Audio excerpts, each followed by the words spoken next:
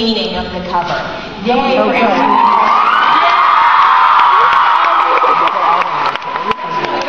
So this cover has kind of two things going on. One is a metaphor for the entire series, because you have Bella going from being the weakest player on the board to being the most powerful player.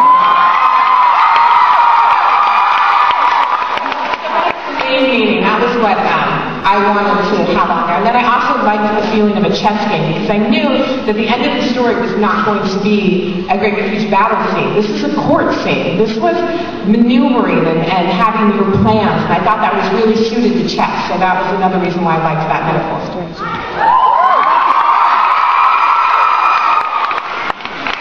Liz Waters says that at Comic-Con, you mentioned that your favorite Edward and Bella moment was in book 4, and for obvious reasons, at that point, you couldn't share what it was. So now, can you please fill us in?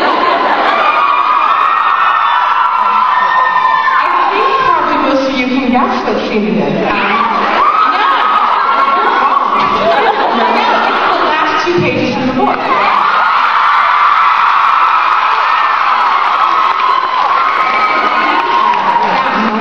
When Edward really sees how Bella feels about him, there's just no match for that.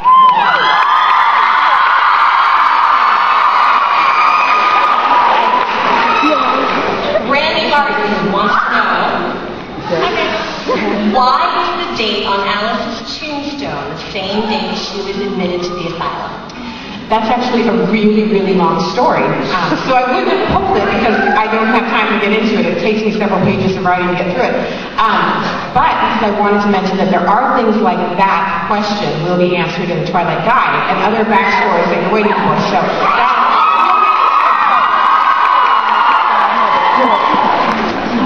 why was Bella able to skip the newborn vampire stage? Another good question. That's right. Because if you think about it, all the other vampires have been created, right? You have the Cullens.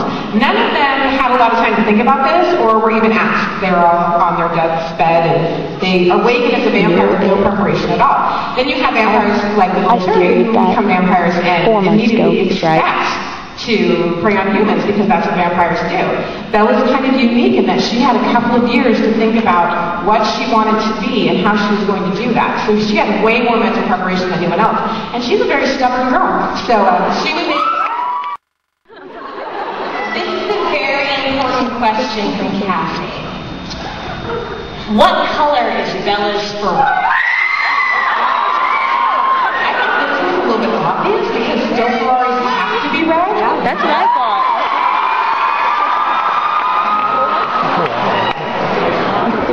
There's another one with PS. It's from Jordan Garcia, who's from here in Chicago. It says, was there any significance to Alice's use of the Merchant of Venice? The PS is, you're gorgeous. That's not fair that she wrote the card before she saw me tonight, so she didn't know. There actually was significance to using the Merchant of Venice. When I decided to use Midsummer Night's Dream, it was because I knew that the love triangle that was so painful for everyone involved was going to be flipped around so everyone was happy. With the Merchant of Venice, that was a little hint, again, about the end of the story, that we were going to have a confrontation that was solved by wit and planning. And so that was kind of a clue for the end of the story. For the literature.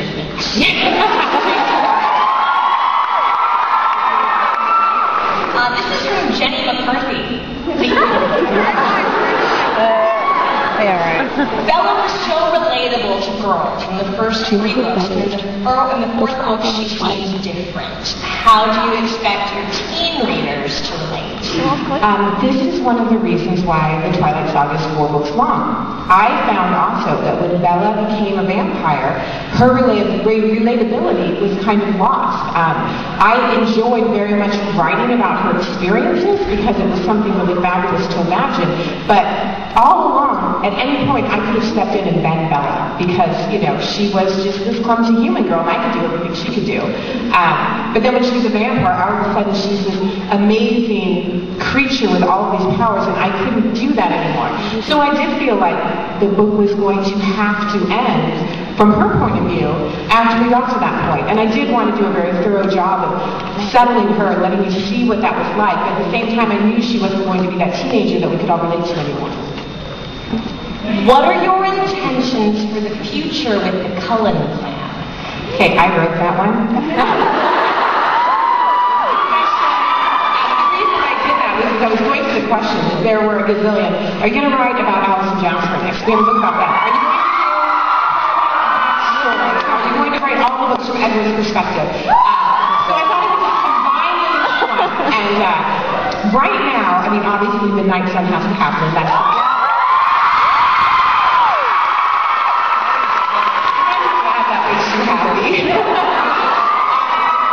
After that, I actually have a lot of other things I'd like to work on. My whole life is not vampires, surprisingly, and kind of want to get back to my ghosts and my time travel, my mermaids. There's a lot I want to do. And the house, yes.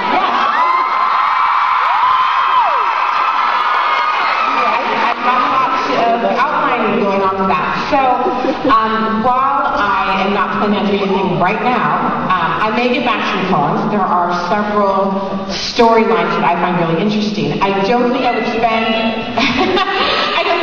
a ton of time on characters that I feel like I've had a chance to really explore already. I would have to say the most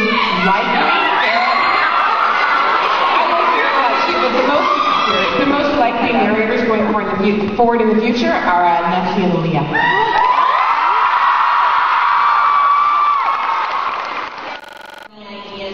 New book series outside of the Twilight series. I probably should have pulled that one since I answered it.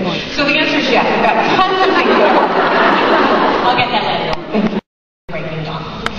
All right, so because Jacob Ross, because in the original version in Forever Dawn, the entire book was written in Bella's perspective. And there's this point in the middle where, although there's a lot of great danger going on, it slows down quite a bit. And there were things going on, exciting things, that Bella couldn't see and had no idea about. So it was kind of frustrating to me, and I felt like switching over to Jacob still totally had the Bella side covered, but I got all the interesting things that were going on outside of that. Also, I really wanted a chance to explore Jacob and Edward's relationship from the inside. Evolving, and it was, and I also had the most fun writing the Jacob section of the whole book because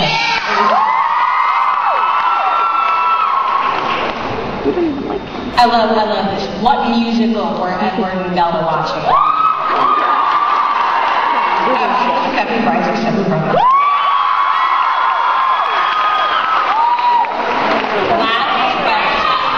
Last question, okay? It's from Daniela Daniels.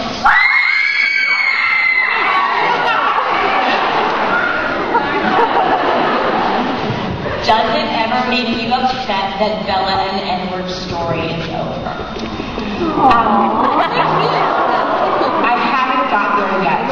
I'm wondering if I'll get sad later. Right now I'm just so much in the midst of Breaking Dawn coming out, and then I'm in the middle of Midnight Sun, so I'm not gone from that relationship. I don't know. Maybe when Midnight Sun comes out, I'll be really sad.